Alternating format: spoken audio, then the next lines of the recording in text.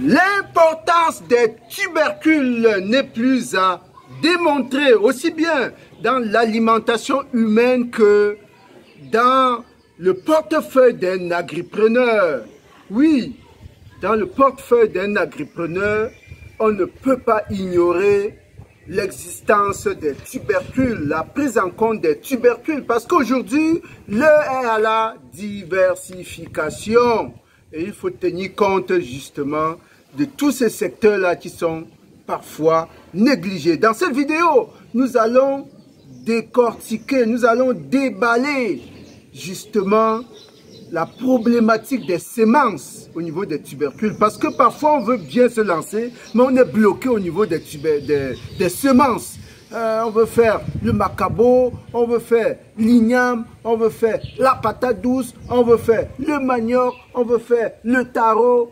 Tout cela, justement, nécessite les semences, et des semences de qualité. Dans cette vidéo, donc, nous vous dévoilons les techniques pour pouvoir avoir accès facilement aux semences et pouvoir mettre en place votre projet. C'est tout de suite après le jingle.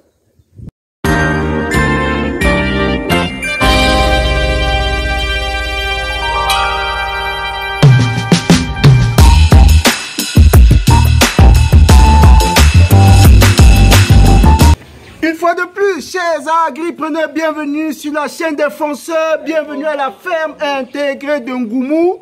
Si vous regardez cette chaîne pour la première fois, moi c'est Roméo Lado, agripreneur, apiculteur, coach, votre motivateur.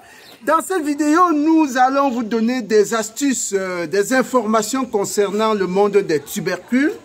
Et justement, c'est une problématique extrêmement importante parce que figurez-vous, si vous voulez lancer un hectare de, disons, de manioc, il vous faut 10 000, certains mettent même 20 000 boutures de manioc. Vous voyez, c'est pas facile à rassembler, c'est un budget aussi important. Donc, il faut connaître comment on peut justement trouver des astuces pour pouvoir mitiger les risques, pour pouvoir optimiser son budget. Et notre vidéo aura 3 parties. Dans la première partie, nous allons présenter rapidement les tubercules. Physiquement, vous allez voir, peut-être beaucoup ne savent pas ce que c'est que l'igname ou la pomme de terre, etc. On va présenter physiquement à quoi ça ressemble. Et dans la deuxième partie, on va montrer justement pour chaque tubercule la technique qui permet justement d'avoir des semences et parfois en grande quantité. Et enfin, dans la troisième partie, nous allons vous donner une astuce pour les visionnaires, une astuce pour ceux qui savent anticiper, une astuce pour ceux qui veulent aller loin, une astuce pour ceux qui ont une vision dans l'entrepreneuriat agropastoral. Restez donc jusqu'à la fin pour bénéficier véritablement de cette masterclass. Allons tout de suite dans notre laboratoire pour commencer la vidéo. Ok, on se retrouve donc dans notre petit coin où on a préparé tout le matériel pédagogique. Et nous allons parler en fait de 6 plantes, de 6 spéculations. C'est pas 6 tubercules, c'est 5 tubercules et un intrus. Alors, on a 5 tubercules, on peut les compter. Une tubercule, 2, 3, 4, 5. Et voilà la 6e qui n'est pas en réalité un tubercule. On va voir tout à l'heure, c'est un intrus parmi tout cela. Donc, on commence tout de suite donc avec la première partie, la présentation rapide des éléments avant de rentrer en deuxième partie dans la technique, la technique sémencière. Alors ici, nous avons le manioc que beaucoup sûrement connaissent. Ça, c'est le manioc. Il y a en général le manioc rouge, le manioc blanc. Ça, c'est le rouge, hein, c'est le manioc de table qui se mange à table, effectivement, parce qu'il y a des maniocs aussi qui sont destinés plutôt à la transformation, par exemple en amidon, etc. Voilà. Pour le manioc, vous pouvez donc voir à quoi ressemble justement le feuillage ou la tige de manioc. C'est ça. Ensuite, deuxième tubercule, c'est la patate douce. Voilà la patate douce sucrée. Il y a parfois de couleur violet, il y en a de couleur jaune, de couleur violet, de couleur blanche. Ça, c'est la patate douce, c'est une culture de 3 mois. Alors que le manioc, c'est de 6 à 9 mois. Il y a des variétés de 6 mois, il y en a de 9 mois. Donc après la patate douce, nous avons la pomme de terre.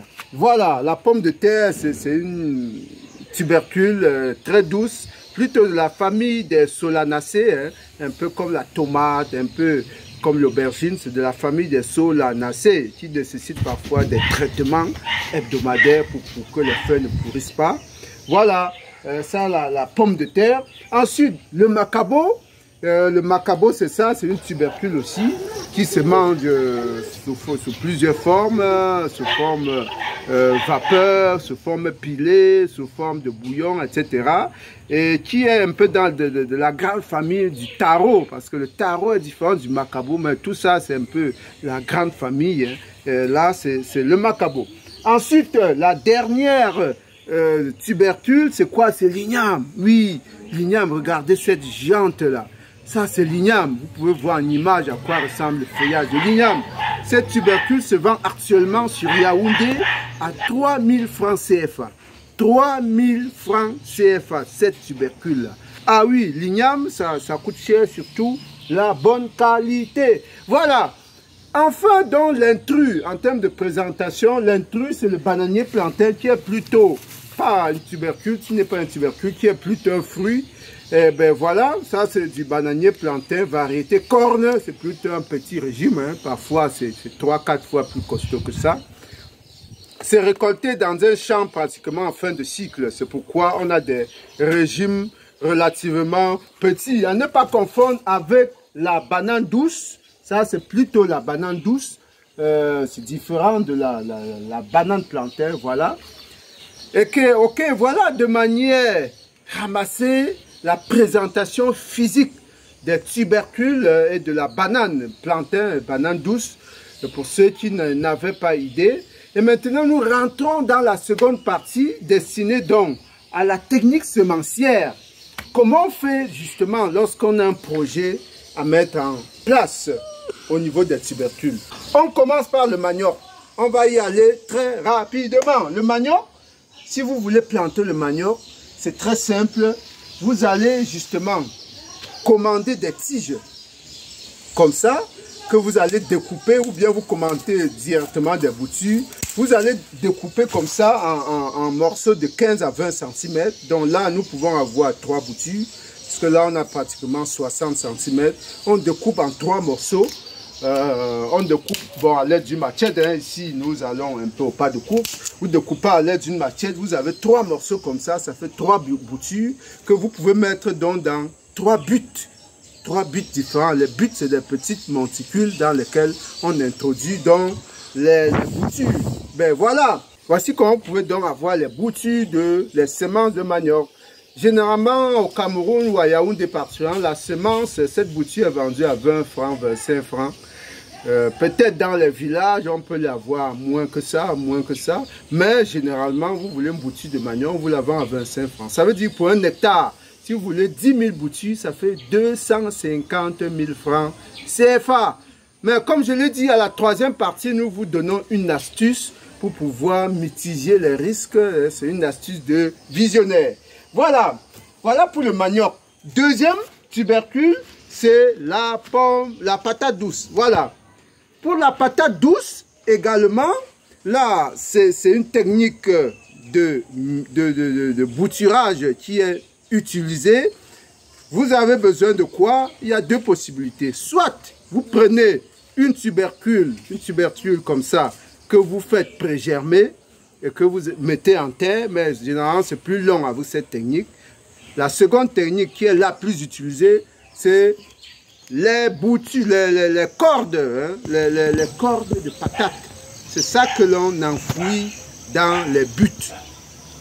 Les cordes de patates qui sont découpées en petits morceaux d'1 mètre, 0,75 à 1 mètre, 0,75 mètres à 1 mètre. Ce sont ces cordes-là qui sont utilisées le plus souvent justement pour mettre en place la semence de patate douce. Et c'est une culture très facile. Au bout de 3 mois, elle ne demande pas d'engrais, elle ne demande pas d'exigence vraiment culturelle. Vous faites des buts et vous la mettez dedans. 3 mois après, vous pouvez récolter. Pour 1 hectare, la semence, justement, tourne autour de 400 à 500 000 francs pour 1 hectare. Parce que vous devez mettre 20 000 buts. 20 000 buts, les buts sont un peu plus resserrés que pour le manioc. 20 000 buts, et si la semence ou la corde vous revient à 20 francs, généralement 15-20 francs, vous voyez, vous êtes dans les 400 000 francs de semences pour 1 hectare. Voilà en ce qui concerne la patate douce. Vous pouvez voir justement en image les tubercules de patate douce qui ont pré-germé, et qui peuvent être mis directement dans les buts. On passe à la 3e tubercule, c'est la pomme de terre. Ici, pour la pomme de terre, voilà, la pomme de terre est donc cultivée dans les zones de montagne, là où il y a un certain climat, ou bien une certaine topographie. C'est dans les zones de montagne que la production est très abondante. Et là, après une récolte de pommes de terre comme celle que vous pouvez voir là, on garde les petits tubercules, les sémenceaux de pommes de terre, les petites là pour la prochaine campagne. C'est ça qu'on utilise donc comme semence. Et la densité est bien plus élevée pour les pommes de terre. La densité à l'état est beaucoup plus élevée. C'est une culture qui demande beaucoup de moyens en termes d'investissement. Nous ferons probablement une vidéo particulière sur les pommes de terre. Voilà. Et justement, il est conseillé de garder ces petites pommes-là et de les faire pré-germer. Vous voyez cette technique de pré-germination-là. Voilà la pomme de terre qui a commencé à germer. C'est important de toujours pré-germer ces tubercules parce que vous êtes sûr que votre semence va prendre. Au lieu d'avoir des buts vides ou des lignes vides, etc. Quand elle pré-germe déjà, c'est une assurance que vous aurez une plante. Vous voyez, ces signes-là, c'est des signes de pré-germination. Ça, c'est très important pour les tubercules. Voilà, on passe à la 4e tubercule qui est le macabo. Alors, pour le macabo, on prévoit également une vidéo particulière pour une technique spéciale de multiplication des semences de macabo. Ici, nous allons quand même vous dire comment ça se passe. Ça, c'est ce qu'on appelle macabo mère. Macabo mère, c'est-à-dire, c'est sur ces macabos-là, c'est sur cette tige-là qui était greffée les macabos qui ont été récoltés. Voilà. C'est comme ça que les macabos sont greffés sur la plante mère. Et on les détache à la récolte. Et à partir de là, donc, il reste ce macabo mère qui peut être découpé en morceaux et ressemé plus tard à la prochaine campagne. Donc, quand on récolte, on referme celui-ci en terre. Il peut être donc déterré et découpé plus tard pour faire 2 ou 3 semences. Voilà, ça peut être de nous donner 2 ou 3 semences. Tout comme on peut utiliser les macabos même comme semences, les plus petits, parce que les plus gros sont consommés, les plus petits, on les garde comme semences. Et vous voyez, c'est la même technique, la pré-germination. Lorsque vous mettez vos tubercules prévus pour la semence dans un milieu ombragé, voilà, après un certain temps, ils commencent à pré-germer. Et là, c'est très bon, n'est-ce pas, pour aller en terre, pour aller dans les buts prévus justement à cet effet. Donc là, on utilise soit le macabo mère, qu'on découpe en morceaux, soit des petits tubercules, justement, ou des grosses tubercules qu'on divise en plusieurs pour pouvoir assurer donc la semence. Voilà, on passe à la dernière tubercule. Voilà, la dernière tubercule, c'est quoi? C'est l'igname. Voilà, nous avons déjà fait plusieurs vidéos sur l'igname. On va rappeler ce qu'on a eu à dire sur l'igname. Lorsque vous avez une igname comme ça, c'est pas ça que vous allez utiliser comme semence en entier. Ça sera une perte terrible. Soit, c'est la même philosophie, soit vous utilisez les semenceaux, les petites ignames issues de la dernière récolte, soit vous prenez une grosse igname comme ça que vous découpez en morceaux d'au moins 100 à 150 grammes, voire 200 grammes, hein, plus le semenceau est costaud, plus vous avez justement des chances d'avoir de bons plants. Ben voilà, vous divisez cette tubercule en plusieurs morceaux. Vous faites pré-germer, c'est toujours cette même technique qui vaut la peine. Vous pré-germez et puis par la suite, vous utilisez cela comme sémence. Voilà, mesdames, messieurs, on va terminer avec l'intrus qui est le bananier plantain. Voilà, de manière ramassée, comment vous pouvez faire pour obtenir les sémences des tubercules, du manioc, de la patate douce, de la pomme de terre, du macabo et bien sûr de l'igname. Pour le bananier plantain, on a fait plusieurs vidéos sur la multiplication des rejets de bananier plantain. On va juste rappeler ce qu'il faut. Vous voulez faire un hectare de bananier plantain, il vous faut au minimum 1100 rejets. Si vous adoptez un écartement de 3 mètres sur 3, il vous faut 1100 rejets.